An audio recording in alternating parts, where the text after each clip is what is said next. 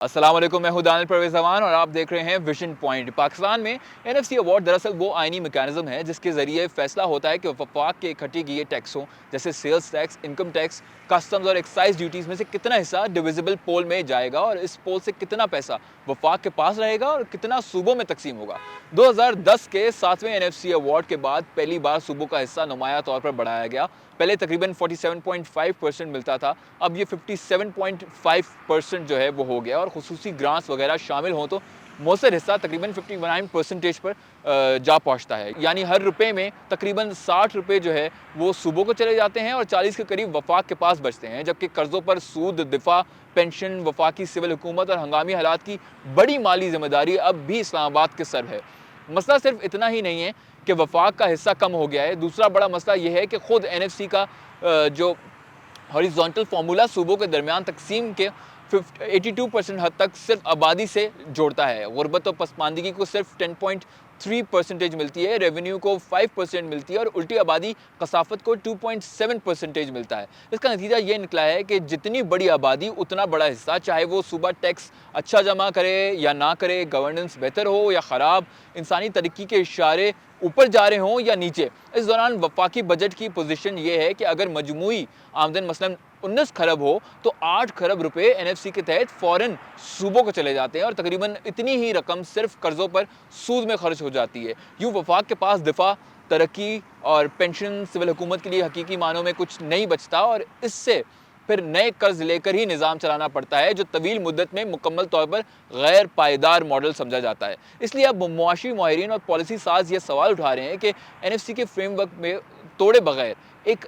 ज़्यादा मुनसिफाना रास्ता निकाला जा सकता है, जिसमें से सूबे सिर्फ रेवेन्यू लेने की हद तक शरीक ना हो, बल्कि कर्ज़ों को सूद जो है और दिफाई अखराजात के बोझ में भी वो अपना हिस्सा डालें। एक तजवीज़ ये है कि कर्ज़ों की सर्विसिंग और दिफा को नेशनल फर्स्ट चार्ज यानी सबसे पहली कटौती करार दिया जाए। यानी पहले मुल्क के मजमूई वसाइल में से सूद और दिफा निकाले जाएं, फिर जो रकम बचे वही डिविजिबल पोल बने उसमें, और जिसमें से 42.5% वफाक को और 57.5% जो है वो सूबों को मिले। इस तरह सूबे इस फार्मूले से फ़ायदा भी उठाएंगे और इसी के मुताबिक ज़िम्मेदारी भी बांटी जाएगी और वफाक को हर साल खसारा पूरा करने के लिए अंधाधुंध कर्ज लेने के लिए मजबूर भी नहीं होना पड़ेगा। साथ ही एनएफसी में आबादी को 82% जो है वो वज़न देने का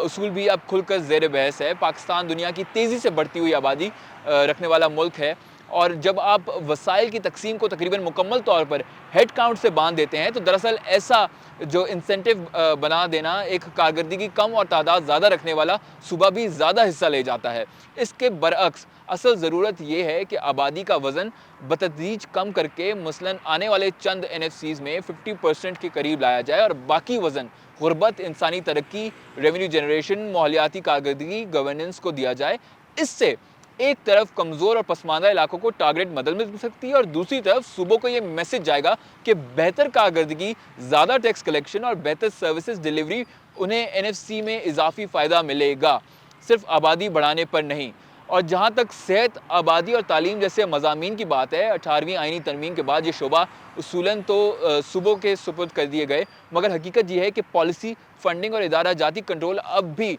जुज़वी तौर पर वफाक और सूबों के पास हैं। यूँ जवाबदेही बिखर गई है। शहरी को समझ नहीं आता कि वैक्सीनेशन में नाकामी, फैमिली प्लानिंग में कमज़ोरी या निसाब के मसाइल पर सवाल से जो है वो किससे किए जाएँ। इसलिए अब ये तजवीज़ ज़ोर पकड़ रही है कि सेहत, आबादी और तालीम को मुकम्मल तौर पर